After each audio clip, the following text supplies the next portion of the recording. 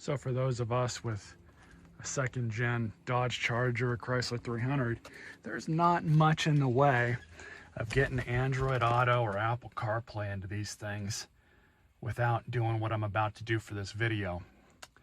There is an aftermarket kit where you can put something in like a Pioneer CarPlay unit, but it's really kind of janky how it goes on because this will stay here, but it goes down here and it has a bunch of really aftermarket looking, does not look factory at all, buttons that kind of go on the side of it.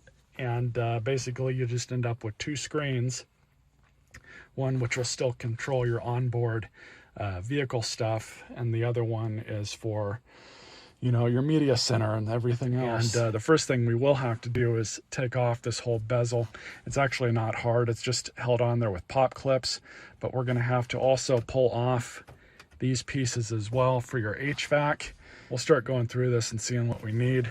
So the worst part of this is if you wanted to go with that first aftermarket option, it's egregiously expensive. It's like $1,000 for everything you need. All the harnesses to tie into the vehicle's CAN bus system and all of that. It's not even worth it in my opinion. But these are on eBay. I will link to the specific seller that I bought this from. Hopefully they're still there if you decide to buy one of these.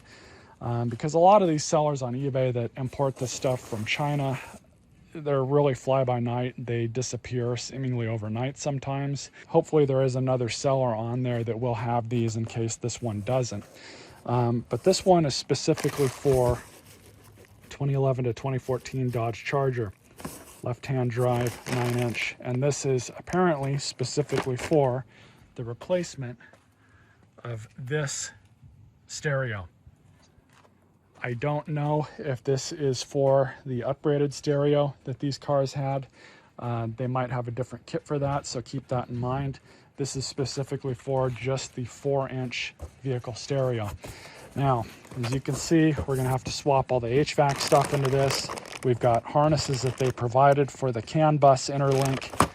We've got a microphone here for the Bluetooth, as well as some other RCA cables here as well. So I don't know what this stuff is for. The instructions that they include are they're very much useless.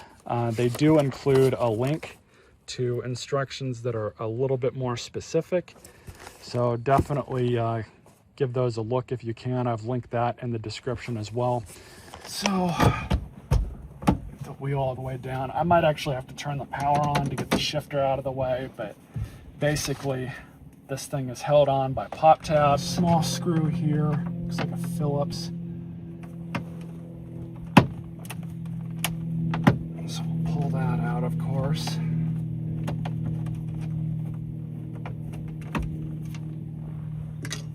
So I'm just gonna try and get in it, pop them out.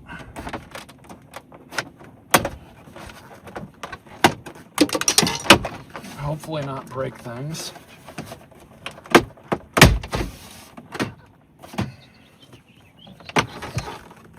See, these have already popped out.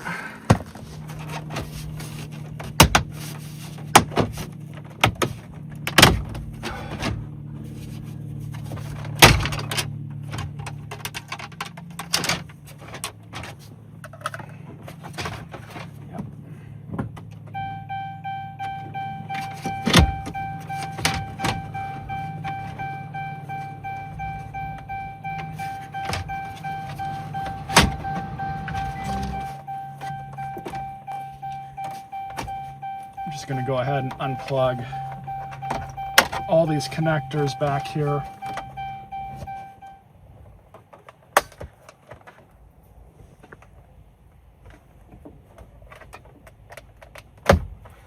There it is. So you'll notice that you have a whole bunch of different things here that they don't necessarily tell you where this goes.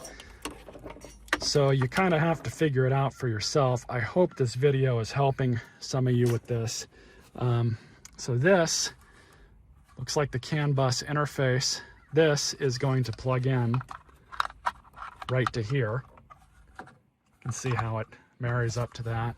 So now I just have to figure out which one of these connectors, which I think it's this one, connects right to here, just like that. I believe this is the power connector that goes right to here.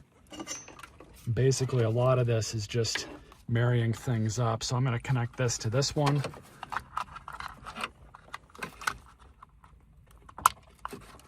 Just like that, and that's done. So there's some additional steps as I started researching this some more. This has to come out because I guess there's connectors behind it, specifically for the CD deal through here. So I'm gonna have to pop that out. It looks like I've replaced this thing before with another junkyard unit, but this thing does just pop out. So just use this. Got some pop tabs. That's all there is. You don't need to mess with that too much. Now we can get this whole deal out of here. So with this thing removed, just those 4 screws to pull that thing out, I was able to get the audio and power connector connected to the aftermarket harness. Everything is connected.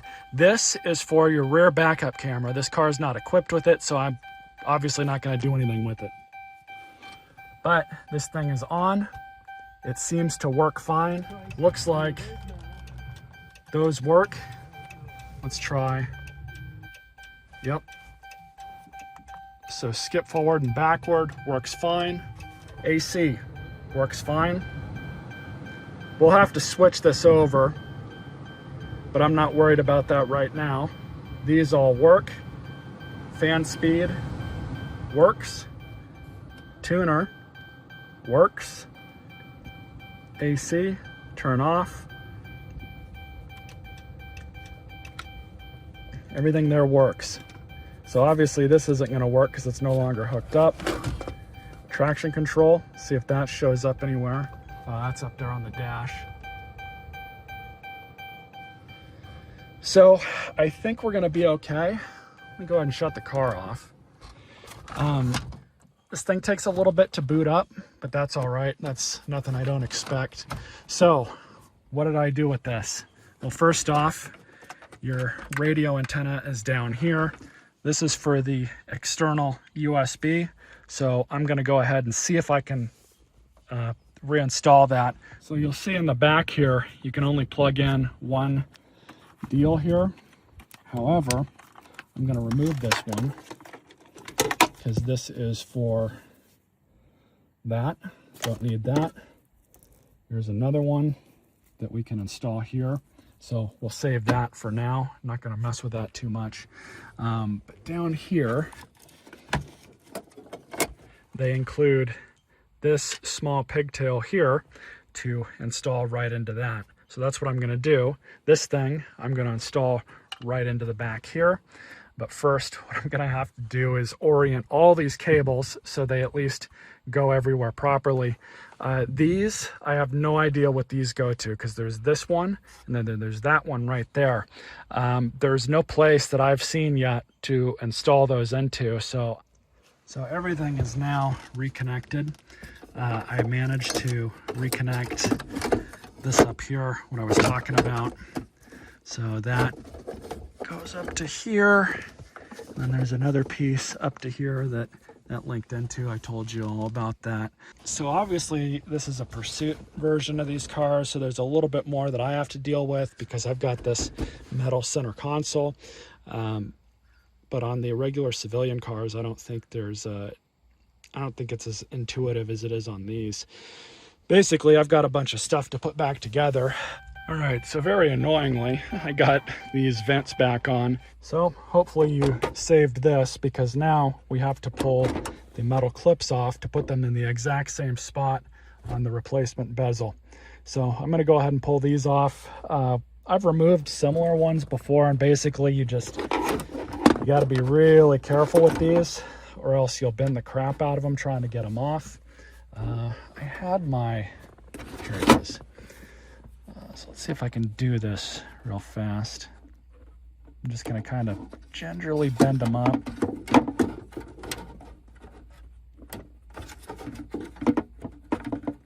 And then eventually you should be able to kind of just move them back some. But it's really kind of aggravating to do this with one hand, but you really just have to be really careful.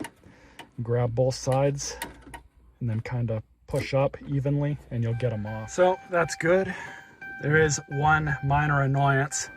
Because this is a PD car, I've got the shifter, so I'm gonna have to cut this piece out real fast. So I'm gonna go ahead and do that because it's not letting me put it in a park without forcing it.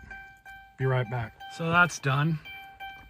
Should be able to go ahead and line everything back up now. I can actually kind of look here from the bottom, make sure all those cables are good. Everything should be good here. All right, all of that's back in. So I just got to put that bolt back in over here. And then we'll button all this stuff back up.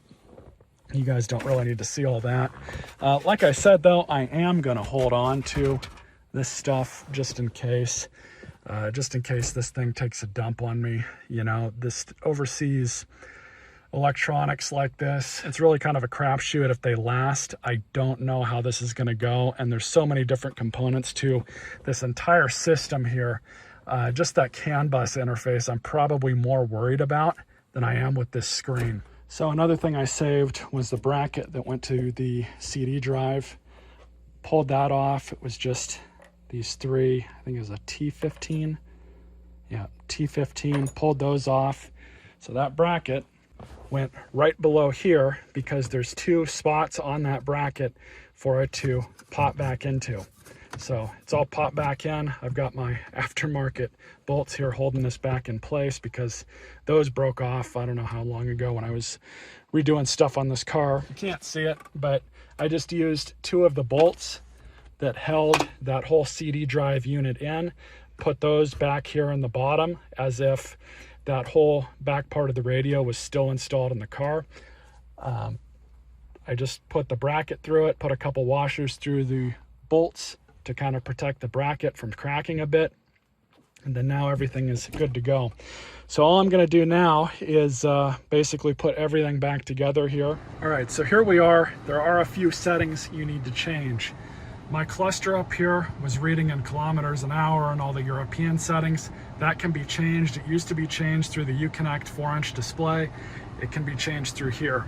So there's also a couple other things. This car does not have a reverse camera, so that needs to be shut off. So at this menu, you're just gonna tap on that, go over here to car info.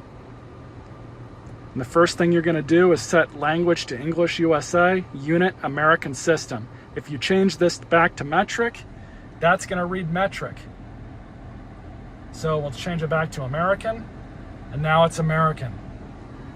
So that's how you change that setting. It's in other settings under this original car setting right here. So that's where that is. Now we have to turn off the reverse camera.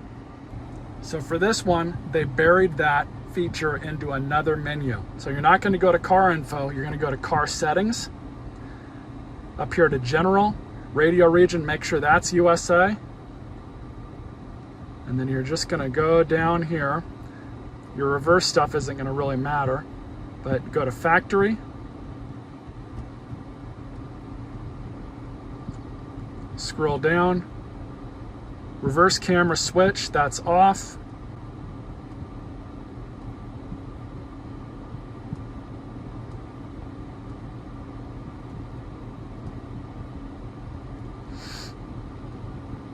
Then you're going to go down here to reverse detection, make sure that's off. So watch when we turn it back on. It thinks we have a camera installed, we do not. So if you don't have a camera installed, just turn that off and it doesn't do anything. So there's a lot to learn about these units. They do not make the instructions all that great. And the one that they provide, which is a PDF through that QR code, is not that great either. So you're really just gonna have to start exploring, unfortunately, but hopefully these few pointers will help you tune this thing to how it should be. Stay tuned for more videos.